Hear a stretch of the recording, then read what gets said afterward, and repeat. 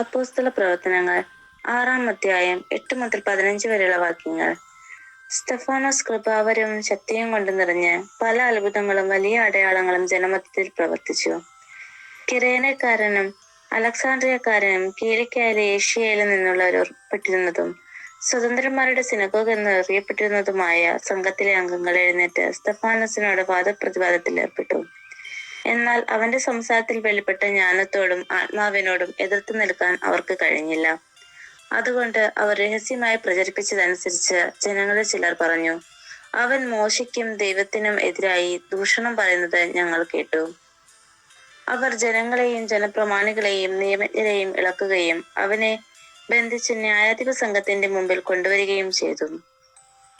കള്ളസാക്ഷികൾ എഴുന്നേറ്റ് നിന്ന് പറഞ്ഞു, ഇവൻ ഈ വിശുദ്ധ സ്ഥലത്തിനും നിയമത്തിനും എതിരായി സംസാരിക്കുന്നതിൽ നിന്ന് ഒരിക്കലും വിരമിക്കുന്നില്ല.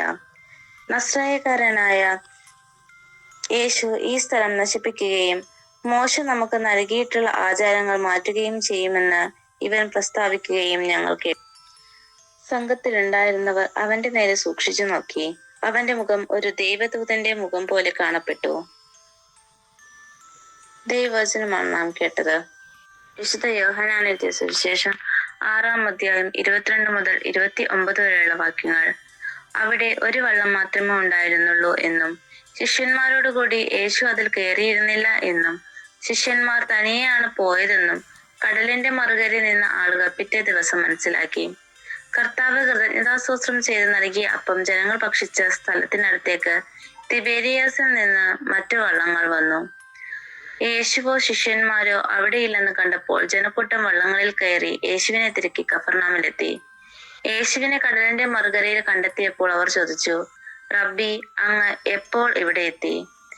യേശു പ്രതിവചിച്ചു, സത്യം സത്യമായി ഞാൻ നിങ്ങളോട് പറയുന്നു, അടയാളങ്ങൾ കണ്ടതുകൊണ്ടല്ല, അപ്പം ഭക്ഷിച്ച് തൃപ്തരായതുകൊണ്ടാണ് നിങ്ങൾ എന്നെ അന്വേഷിക്കുന്നത്. നശ്വരമായ അപ്പത്തിനു വേണ്ടി അധ്വാനിക്കാതെ മനുഷ്യപുത്രൻ തരുന്ന നിത്യജീവന്റെ അനശ്വരമായ അപ്പത്തിനു വേണ്ടി അധ്വാനിക്കുവിൻ. എന്തെന്നാൽ പിതാവായ ദൈവം അവന്റെ മേൽ അംഗീകാര മുദ്ര വച്ചിരിക്കുന്നു. അപ്പോൾ അവർ ചോദിച്ചു, ദൈവഹിതമനുസരിച്ച് പ്രവർത്തിക്കുന്നവരാകാൻ ഞങ്ങൾ എന്തു ചെയ്യണം?